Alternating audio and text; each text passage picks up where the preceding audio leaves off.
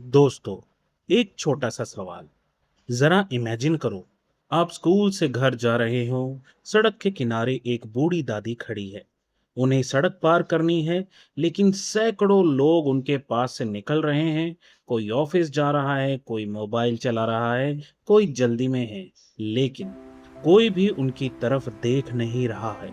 अब बताओ, अगर वहां सिर्फ एक बच्चा उनकी मदद करे, तो दादी उसे जिंदगी भर याद रखेगी या नहीं? आज की पोएम बिल्कुल इसी एक छोटे से पल की कहानी है। लेकिन बिलीव मी, ये सिर्फ एक पोएम नहीं है। ये एक ऐसी बात सिखाती है जो शायद किताबों से भी बड़ी है। और सबसे अच्छी बात, इस वीडियो के बाद आपको पूरी पोएम इतनी आसान लगने लगेगी कि एग्जाम में कोई भी क्वेश्चन आए, आप आराम से आंसर कर पाओ। तो चलिए शुरू करते हैं। Hello everyone, welcome back to hello अध्यापक।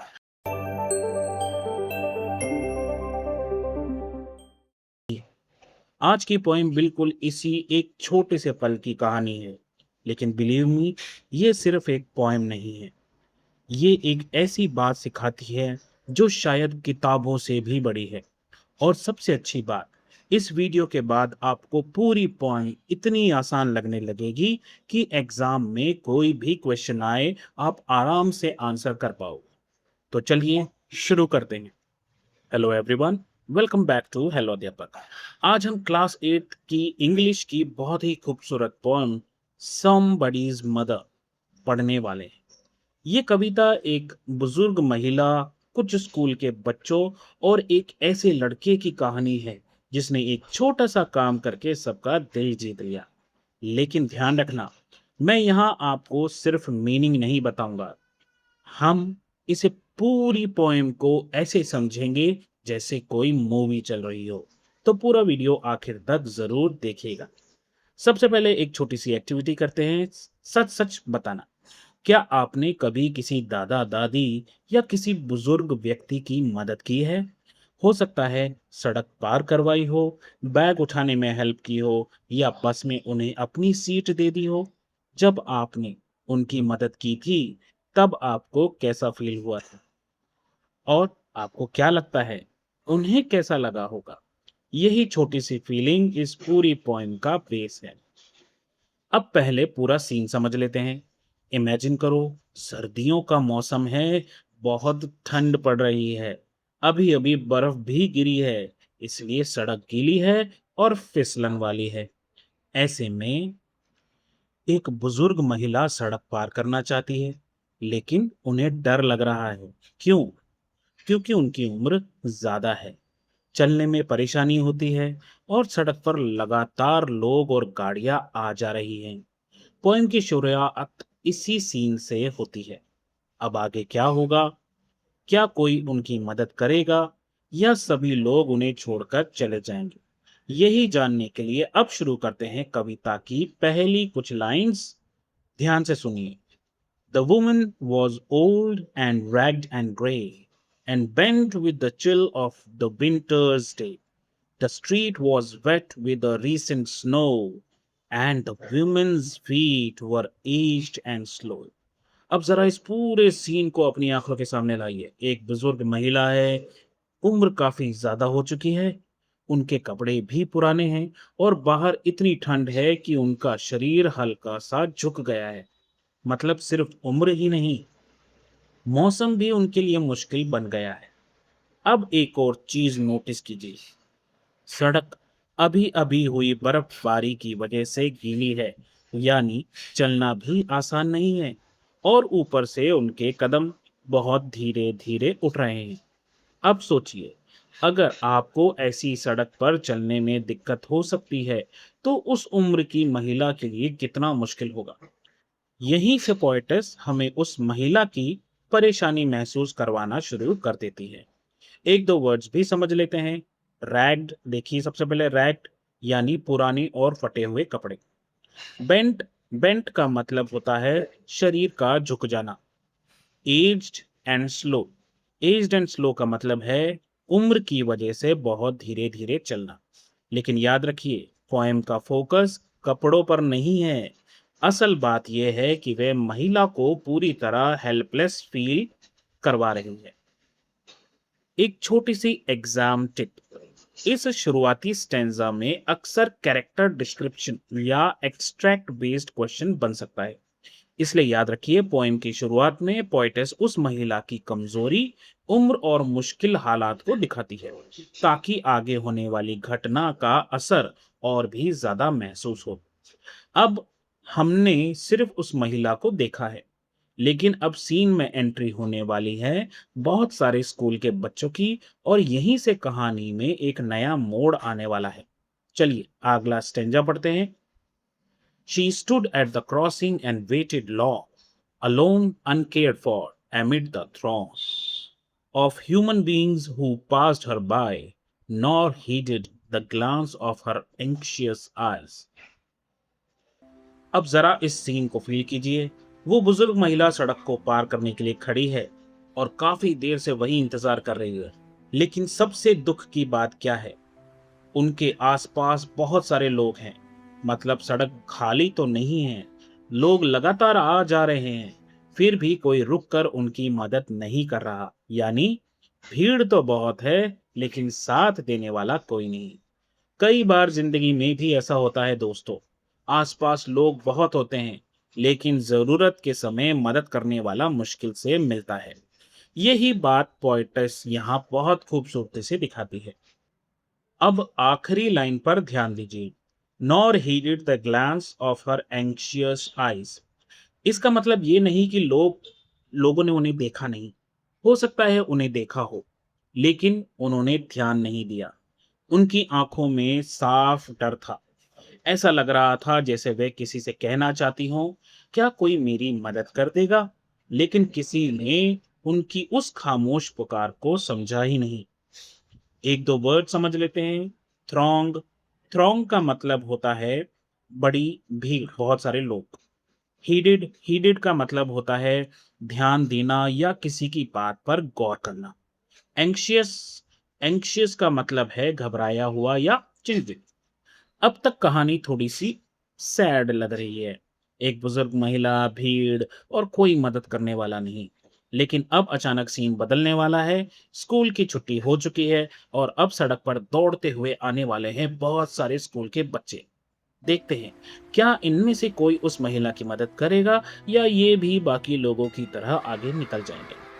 ध्यान से सुनिए, कहानी में बदलाव आने वाला है। Down the street with laughter and shout, glad in the freedom of school let out, came the boys like a flock of sheep, hailing the snow piled white and deep. Past the woman so old and grey, hastened the children on their way. अब जरा इस scene को imagine कीजिए, school की छुट्टी हो चुकी है और अचानक सड़क का माहौल बदल जाता है। चारों तरफ बच्चों की हंसी, बातें, शोर और मस्ती पर जैसा माहौल छुट्टी के बाद अक्सर स्कूल के बाहर होता है। सब बच्चे अपने अपने घर जाने में जल्दी मचा रहे हैं। कोई अपने दोस्त से बात कर रहा है, कोई बर्फ देखकर एक्साइटेड है, कोई खेलते कूदते आगे बढ़ रहा है। कुल मिलाकर सब अपनी दुनिया में मस्त हैं।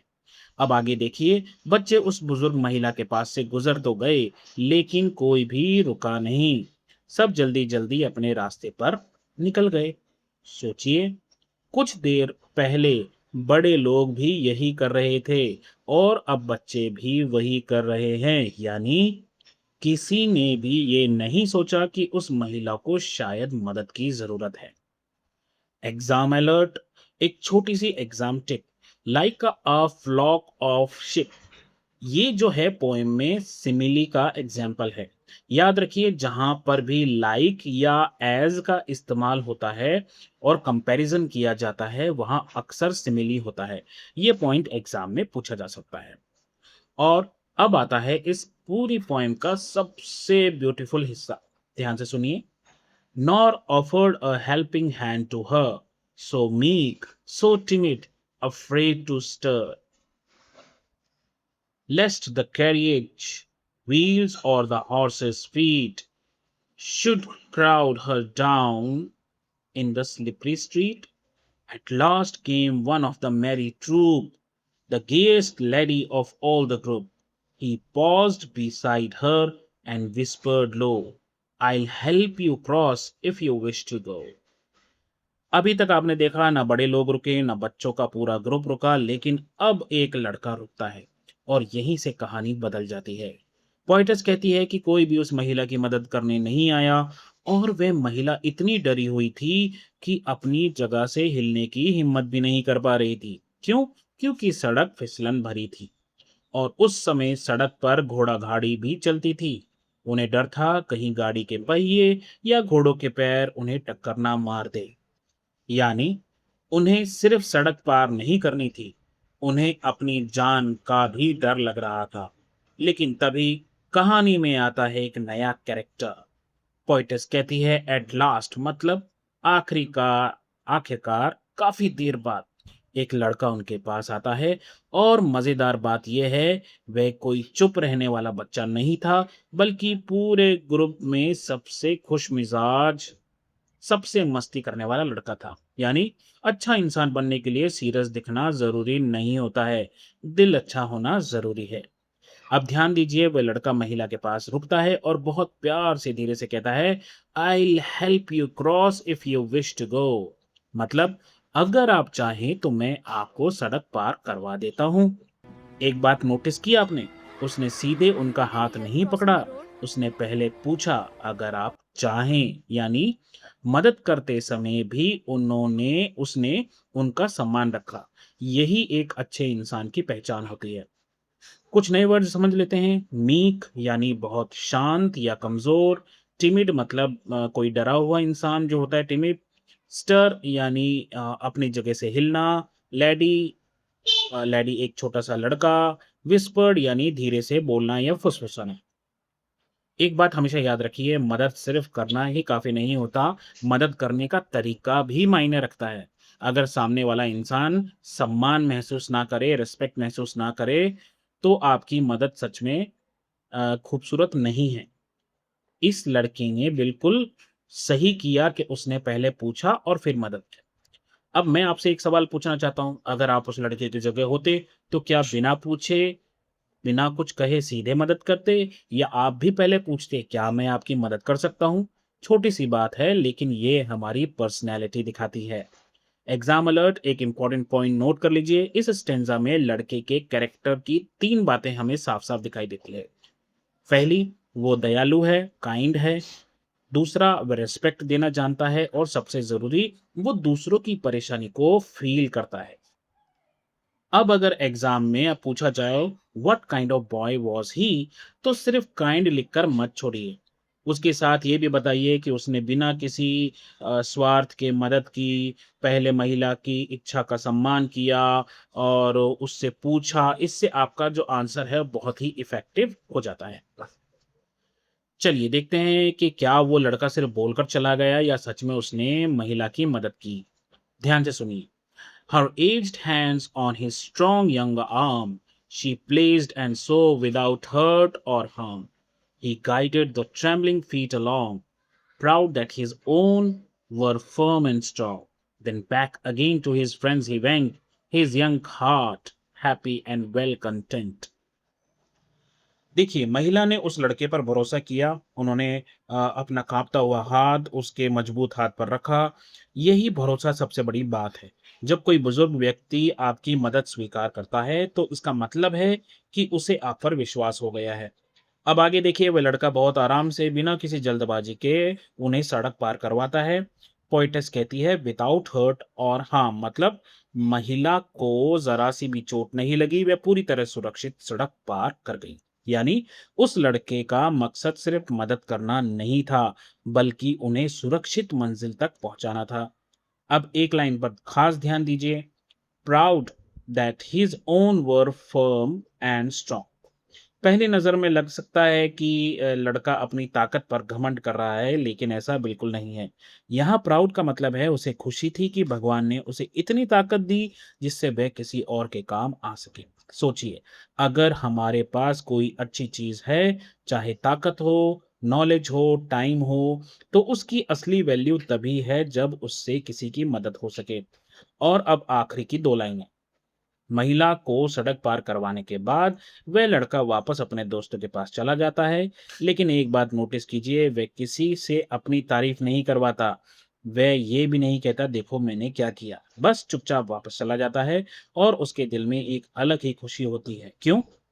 क्योंकि दूसरों की मदद करने से जो खुशी मिलती है वह किसी इनाम से बड़ी होती है। एक दो वर्ड समझ लेते हैं। गाइडेड, गाइडेड का मतलब होता है रास्ता दिखाते हुए साथ चलना। ट्रेम्बलिंग, ट्रेम्बलिंग का मतलब होता है कांपते हुए। फर्म, फर्म का मतलब होता है मजबूत। और कंटेंट का मतलब होता है अ, मन से संतुष्ट या खुश। कभी आपने नोटिस किया है आप किसी कि बिना किसी मतलब के अगर मदद करते हैं, बिना किसी स्वार्थ के, तो सामने वाला चाहे कुछ कहे या ना कहे, लेकिन आपको अंदर से बहुत सुकून मिलता है। पूरे दिन आपका मूड अच्छा कर देता है। यही फीलिंग उस लड़के को भी हो रही थी। मैं आपसे सवाल पूछना चाहता हूँ, क्या आपको ज़्यादा खुशी कब मिलती है? जब कोई आपकी मदद करता है या जब आप किसी की मदद करते हैं? ज़रा इस बारे में सोचिए, क्योंकि हर किसी का जवाब थोड़ा अलग हो सकता है। एग्ज़ाम अलर्ट, यहाँ एक इम्पोर्टेंट पॉइंट है। अगर एग्ज़ाम में पूछा जाए why was the boy happy after helping the old woman? तो सिर्फ़ ये मत लिखिएगा कि ही हेल्प्ड द वुमन। थोड़ा बेहतर आंसर होगा, वह खुश था क्योंकि उसने एक ज़रूरतमंद वुमन की हेल्प की थी। उसे अच्छा लग रहा था कि उसकी ताकत किसी के काम आए। अब तक कहानी यहीं खत्म हो सकती थी। महिला सड़क पार कर गई, लड़का वापस अपने दोस्तों के पास चला गया, लेकिन पोएम का संदेश अभी बाकी है दोस्तों। वो कहते हैं ना, पिक्चर अभी बाकी है। अब वह लड़का अपने दोस्तों से ऐसी बात कहेगा जो शायद हम सबको अपनी जिंदगी में याद रखनी चाहिए। चलिए आखिरी स्टेंजा पढ़ते हैं जो पूरी कविता का सबसे बड़ा मैसेज देता है। ध्यान से सुनिएगा। She is somebody's mother's boys, you know, for all she's aged and poor and slow.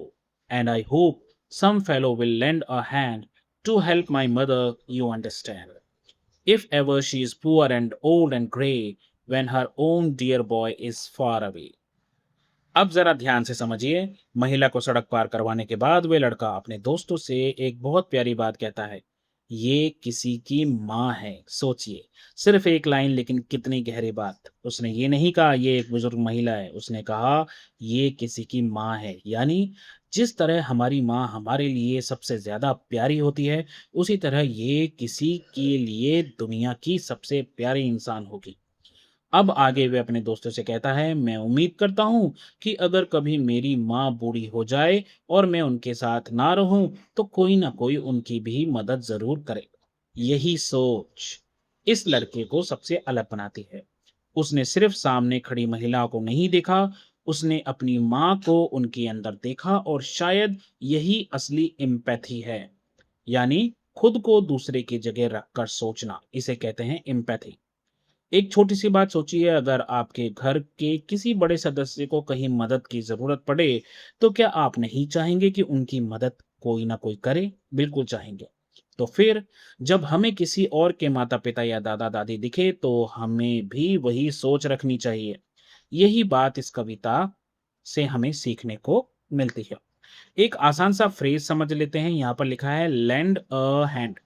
Land a hand का मतलब होता है हाथ, मतलब किसी की मदद करना। लेंड अ हैंड का मतलब ये नहीं है कि हम हाथ जो है उधार दे रहे हैं। इसका मतलब है कि हम किसी की मदद कर रहे हैं। मैं चाहता हूं कि आज का ये सवाल आप दिल से सोचिए।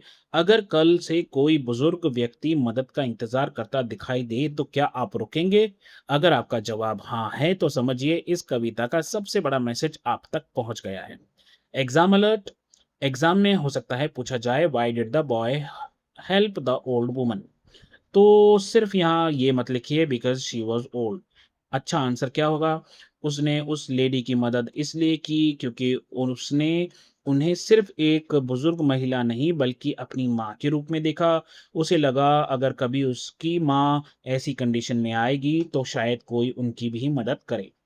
अब कविता की आखिरी 4 लाइनें सुनिए। And somebody's mother bowed low her head in her home that night, and prayer she said was, God be kind to the noble boy who is somebody's son and pride and joy. कविता का अंत भी उतना ही सुंदर है दोस्तों। उस रात वे बुजुर्ग महिला अपने घर पहुंची तो उन्होंने उस लड़के के लिए दिल से दुआ की। उन्होंने भगवान से कहा, भगवान इस अच्छे बच्चे को हमेशा खुश रखना। और फिर उन्होंने एक बहुत प्यारी बात कही। उन्होंने कहा, वह भी किसी का बेटा है और अपने परिवार पर गर्व है। यानी अपने परिवार का गर्व है। जिस तरह लड़के ने उन्हें किसी की माँ समझा, उसी तरह महिला ने भी उन्हें किसी का बेटा माना। यही पर कविता एक खूबसूरत सर्कल पूरा करती है। शुरुआत हुई थी somebody's मदर से और अंत हुआ somebody's सन पर। यही इस कविता की सबसे खूबसूरत बात है। कहानी तो यहीं खत्म हो गई, लेकिन इस कविता का मैसेज शायद हमें पूरी जिंदगी याद रहना चाहिए। चलिए अब सिर्फ 1 मिनट में पूरी पूरी जो हमने अभी तक किया उसको रिवाइज करते हैं। शुरुआत में हमने देखा एक बुजुर्ग महिला ठंड में सड़क पार करने के लिए खड़ी थी। सड़क फिसलन भरी थी और उन्हें डर लग रहा था। फिर बहुत सारे लोग उनके पास से गुजरे, लेकिन किसी ने भी उनकी मदद नहीं की। इसके बाद स्कूल की छुट्टी हुई, बच्चे भी वहां से गुजरे, लेकिन ज्यादातर बच्चे भी बिना रुके आगे निकल गए।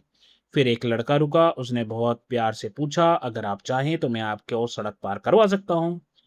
उसने महिला को सुरक्षित सड़क पार करवाया और फिर चुपचाप अपने दोस्तों के पास वापस चला गया।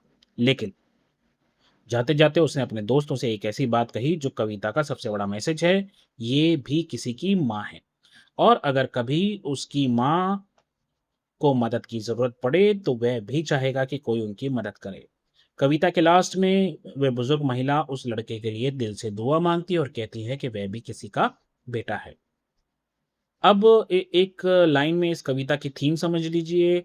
हमेशा लोगों को सिर्फ अजनबी समझकर मत देखिए। हो सकता है वह किसी के माता-पिता हों, किसी के दादा-दादी हों या किसी के लिए पूरी दुनिया हो। अगर हम ये सोच लें तो दूसरों की मदद करना अपने आप आसान हो जाएगा। मॉरल क्या है? इस कविता से हमें 3 बहुत अच्छी बातें सीखने को मिलती है। पहली, ज़रूरतमंद लोगों की मदद कीजिए। दूसरी, बुजुर्गों का हमेशा सम्मान कीजिए, रिस्पेक्ट कीजिए। और तीसरी, दूसरों की जगह खुद को रखकर सोचना सीखिए, एम्पैथी रखिए। यही एक अच्छे इंसान की पहचान है। Final exam tip. वीडियो खत्म करने से पहले एक छोटी सी एग्जाम टिप। अगर इस कविता से थीम, मैसेज या कैरेक्टर ऑफ द बॉय पूछा जाए तो सिर्फ 1-2 लाइन में आंसर लिखकर खत्म मत कीजिए। हमेशा कविता की घटना को जोड़कर लिखिए। इससे आपका आंसर ज्यादा इफेक्टिव होगा।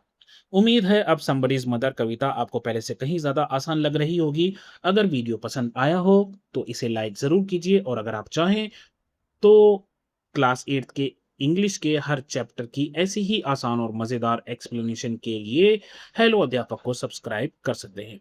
अगले वीडियो में हम इसी चैप्टर के सभी एनसीईआरटी क्वेश्चंस और एग्जाम क्वेश्चंस को आसान तरीके से समझेंगे।